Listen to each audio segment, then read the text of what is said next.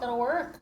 After 2 weeks of juggling work and childcare, Shannon Allerton says she and her children are ready to be reunited with their dad.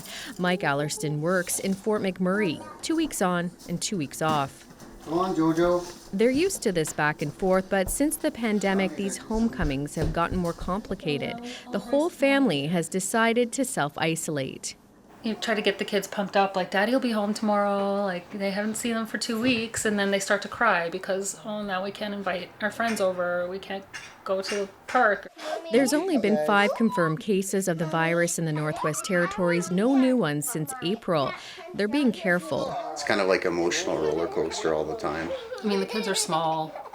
We can't isolate from the children, or else they would never see their dad and spend time with their dad. And with fewer flights, Mike drives 1,600 kilometers to and from work. Waking up at 4 in the morning and driving right through till 9, 10 at night, just so I can get home to my family or get to work, right? So it's had a toll that way. Both parents agree there are positives too. Just playing with my kids, I've been able to do a lot of things, building forts and telling stories, spooky stories, and wrestling with them. I mean, just the snuggles in the morning, like, we're not rushing to get everybody out the door. When my daddy is home, I miss my friends. Both Mike and Shannon worry about how all this isolating is affecting their children and what happens when school starts.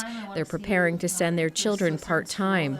It's just kind of sad to know that he's not going to get the same sort of access to education as the other kids. He's not going to get to see his friends as much. They've inquired about getting Mike an exemption from having to self-isolate. On Friday, the family heard it may be possible if he can get tested in Alberta before returning to Yellowknife. Kate Kyle, CBC News, Yellowknife.